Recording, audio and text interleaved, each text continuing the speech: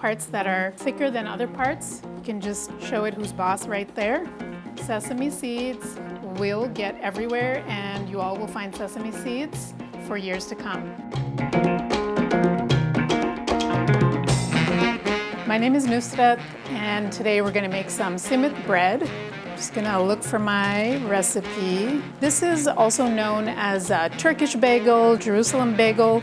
It's really my take on a really fun bread to enjoy along with baba ganoush, hummus, or any number of dips. We're going to go ahead and get started.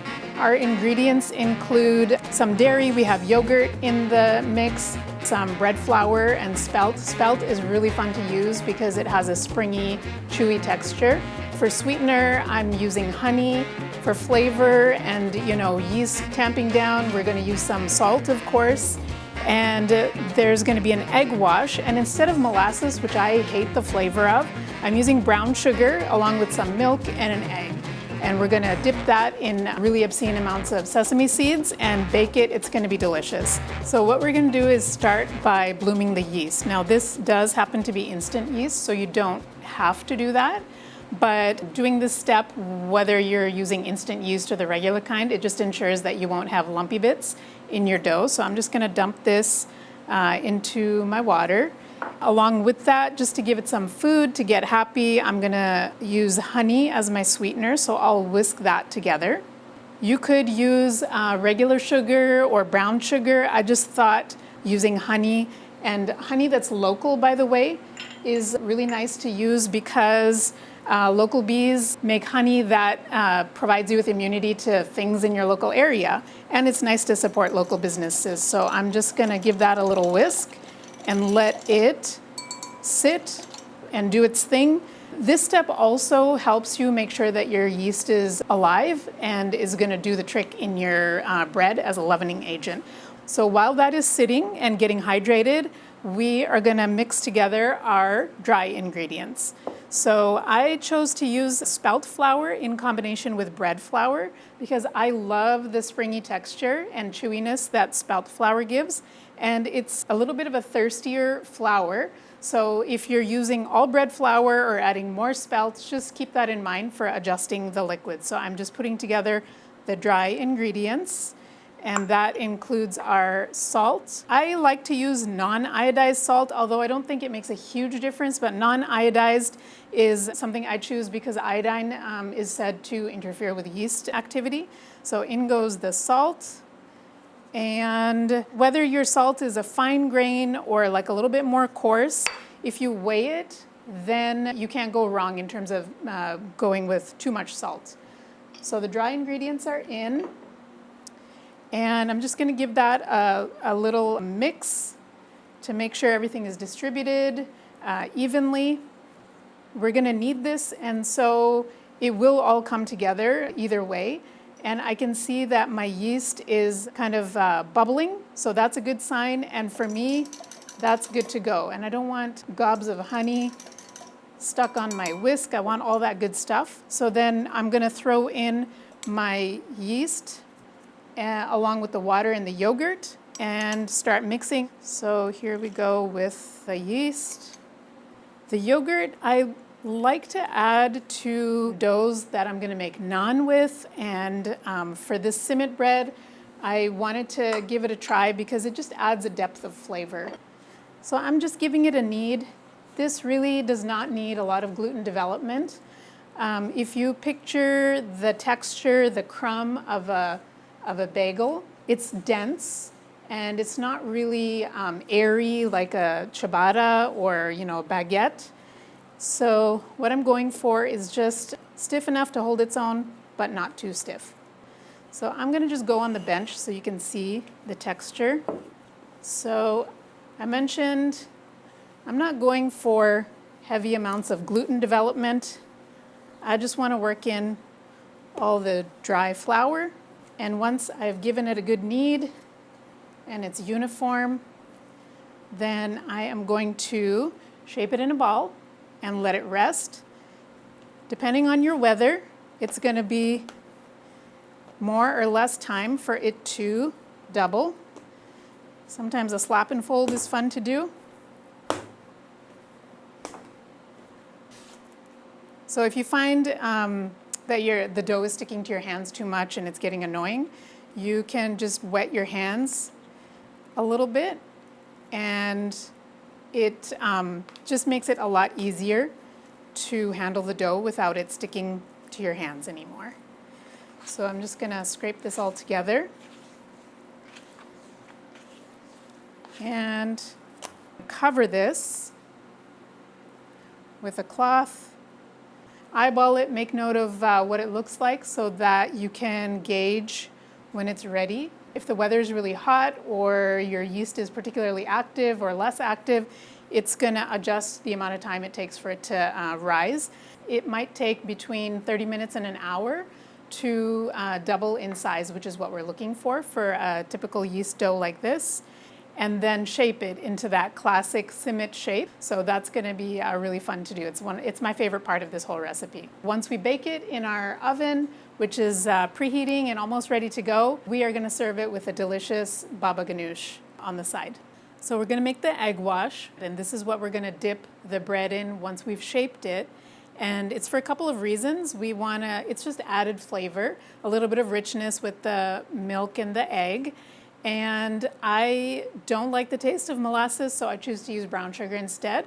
So we're gonna mix it all together. People say, hit your egg on a hard surface to crack it open, but if you wanna crack it on the side of your bowl, who's gonna stop you? All right, so I'm gonna toss in my sugar. Just get this going. The sugar, if your milk is really cold, then it might not wanna dissolve. This does not need to be any sort of cream together or anything like that. I'm just mixing it together. The sugar will dissolve. A little bit of this egg wash goes a long way. I'm mixing what might seem like a little bit of a bigger quantity because you want it to be big enough to dip the breads into. So that's the only reason. And our egg wash is ready to go, and we'll set this aside while we're waiting for our Simit bread to be ready so we can shape it. All right, so the dough has risen. It's always nice when that happens. And I'm gonna dump this out and then divide it into equal pieces because we want them all to be the same size in the end. So we have sesame seeds to dip the Simit bread into once it's gotten the egg wash. And the color contrast is just a nice visual. So whether it's white sesame seeds or black ones, it doesn't really matter, personal preference, and you can even mix the two together. So I'm gonna go ahead and clear some space and do a dough dump. Flour my work surface a little bit.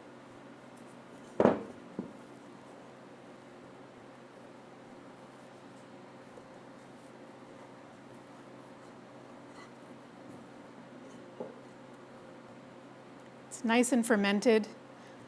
I'm just gonna start with a little bit of a ball so that I can get even pieces. And I always just go in half and then see how I'm doing.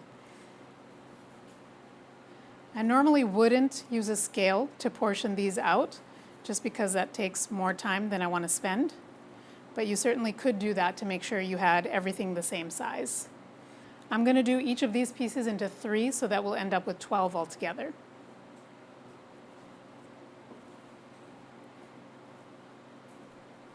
So this dough feels a little bit tacky on the wet parts, but it is, I'm going to estimate the hydration to be 75%.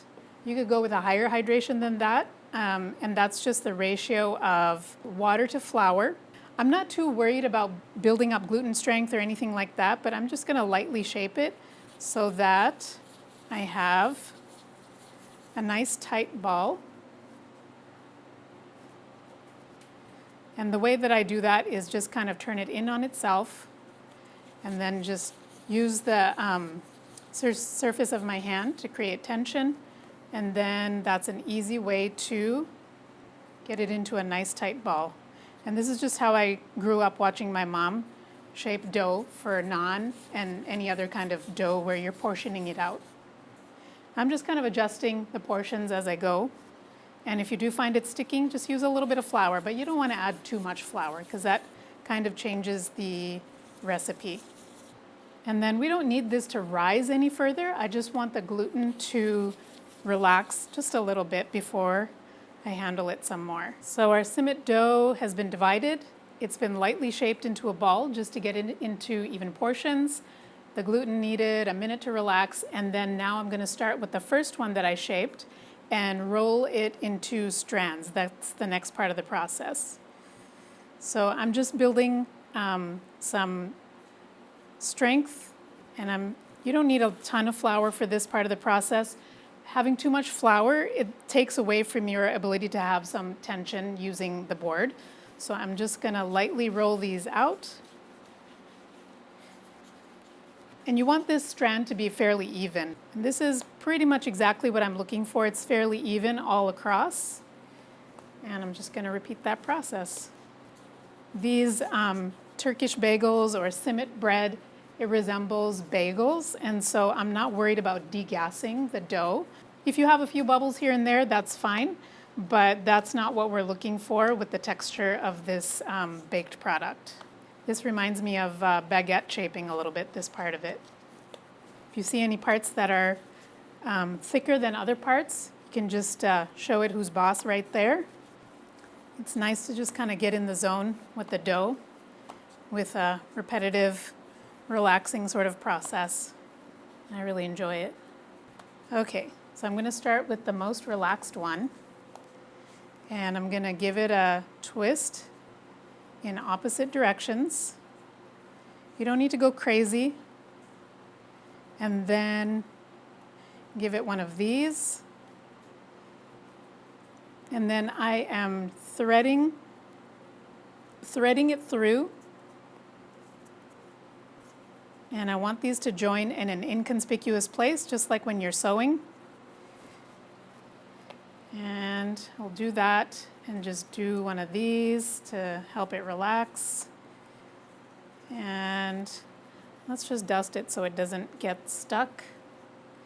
So then that's a little bit of a tighter shape, and you could definitely go a little bit thinner as you do this so that it's a bigger hole in the middle. It really doesn't matter. It's just the aesthetics and what you prefer. All right, so opposite way. And that just makes it want to twist, and I think it adds a little bit to the texture.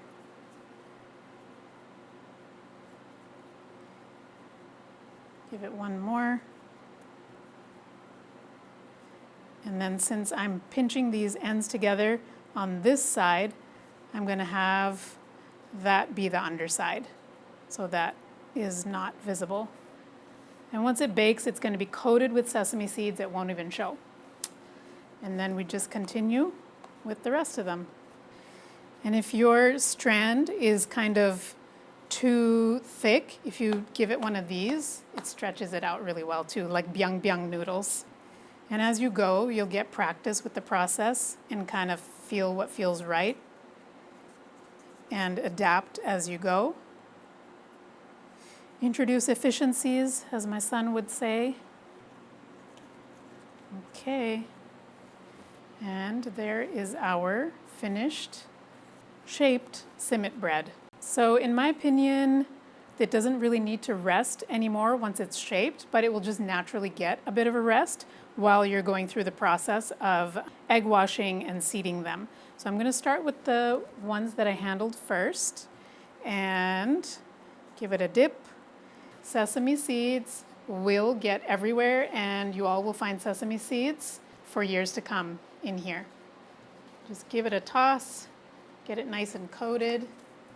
If you have sesame seed haters in your family, then probably don't do this step. I think they would be really good if you just egg wash them and bake them plain too. Maybe we should make a couple plain ones and see how those are.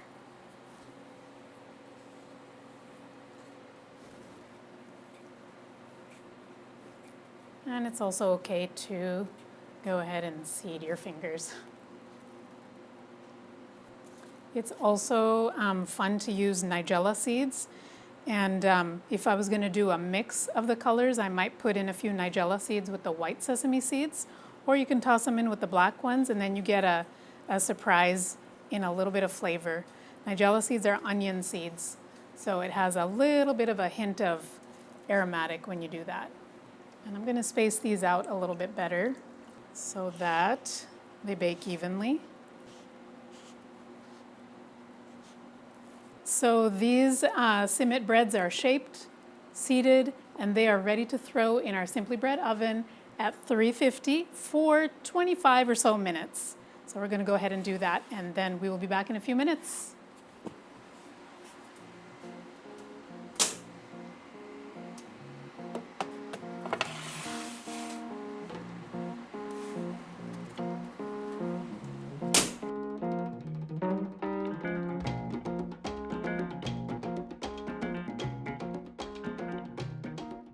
All right, so we are going to get started with making our baba ganoush, which is a delicious eggplant dip. Often it's served as an appetizer. So what I'm going to do is just split the eggplant in half. And the only reason I'm doing that is so that it cooks a little bit faster. So what I'm going to do is slice 2 eggplants. These are a really good size, so 2 is plenty for the serving size that I need. And I'm going to drizzle it with some olive oil and then pop it into a 425 oven. It should take maybe around 30 minutes for it to bake. One advantage of slicing these in half before I bake them rather than keeping them whole is that it's going to get some caramelization, some color on here, and color is flavor. So I'm going to go ahead and place these on the cooking sheet here. The way I choose my eggplant is for it to have, there's 100 different kinds of eggplant. I'm using this kind for the baba ganoush because it's a good size, so you get a lot of flesh out of it. And it's going to have a beautiful uniform color, and it's kind of like a peach. When you check to see the readiness of a peach, it has a little bit of give, but it's not squishy, and it doesn't have like with all fruits and vegetables, discoloration and that sort of thing. So that's how I choose my eggplant. Give it a bit of a drizzle, and I'm flipping these over on the cut side.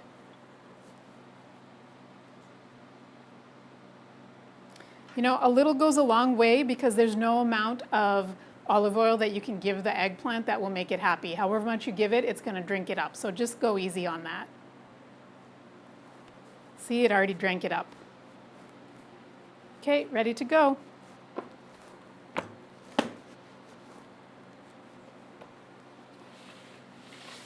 I'm going to slam it in a 425 oven. I'll just go for the middle. So the eggplant is going to be in the oven for about half an hour. When you're checking for doneness, because every eggplant is a little bit different, it's going to be soft to the touch, so when you poke it, it has a lot of give. And while it's possible to undercook the eggplant for this, you really can't overcook it. So the eggplant has been roasting in the oven. We're going to pull it out. It's going to be nice and caramelized and soft.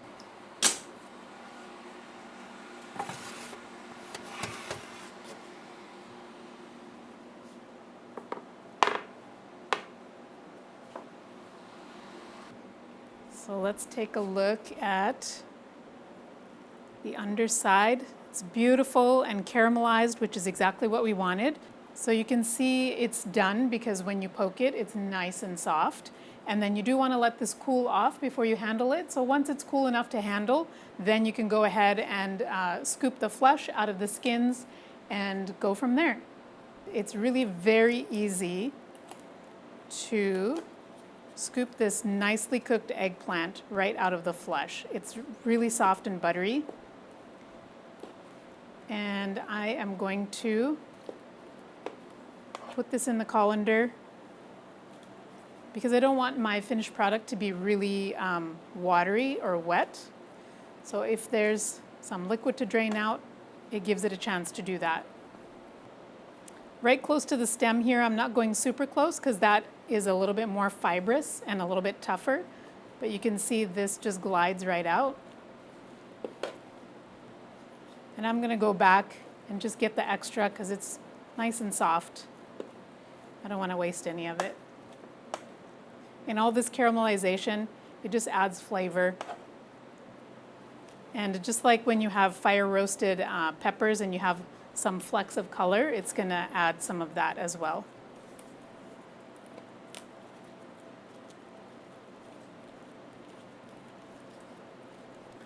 And in the bowl, in the colander, I'm just gonna break it up a little bit so it just allows for more of the moisture to just kind of drip out. You can see that we're already getting a little bit of liquid. It's not gonna be a lot, very dramatic, but I'm just getting that little bit extra out. And if you skip this step, you know, all that's gonna happen is that your finished product might feel a little bit more wet than not. I'm gonna break that up, and I am happy with getting this much moisture out of the eggplant. So I'm going to toss it into the bowl and give it a mash along with the seasonings and herbs. Probably you could mash this really easily with just a fork, but just to make things easier, I'm gonna use a masher, and then I'll just stir in the rest of these things. It does not need to be creamy. This is a rustic dip, but the tahini, you'll be surprised at how creamy a texture it actually adds as well. But in terms of the texture, it does not need to be like fluffy mashed potatoes. And then to this, I will go ahead and add in everything but the parsley. I'm just gonna use parsley as the garnish. So here goes the garlic. That was 2 cloves of garlic. The lemon juice, let's go in with that. Juice of 1 lemon. Here is the tahini, which is a paste made by grinding up sesame seeds. Common Mediterranean ingredient. And then here are the spices slash flavor that we're gonna add. Cumin, paprika, which is kind of a smoky paprika, not a sweet one, and salt. And we're gonna give that a stir. You could serve this right away, but if you let it rest for a bit, you could even make this the day before, and then it allows the flavors to marry, or at least to get to know each other. Just give it a good stir. And here, do you see the creaminess developing? This is that tahini and just kind of doing its thing. And this is done and ready to plate, drizzle with olive oil, and garnish with parsley. So the Simit bread has been in the oven for about 30 minutes. I wanted it to get a little bit of color, and it's baked, so let's see how it turned out.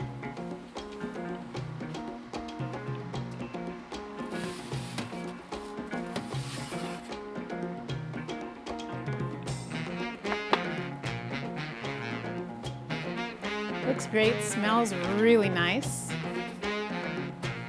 Checking the underside for doneness, a little bit of caramelization on top.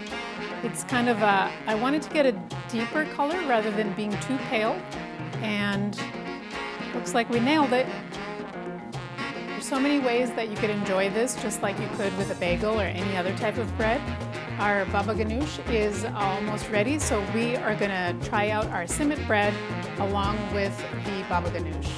So our baba ganoush is ready. Our Simit bread is hot out of the oven. It just got finished really quickly with some cumin, paprika, sumac, and a little bit of parsley and a drizzle of olive oil. And now it's ready to taste. Let's pull open this black sesame seed encrusted Simit bread. And you can see this really cool texture, just added unique flair. And give this a try with the baba ganoush, which has a beautiful, fresh, lemony flavor. It's so good. The olive oil, the parsley. I really hope you give it a try. Cheers.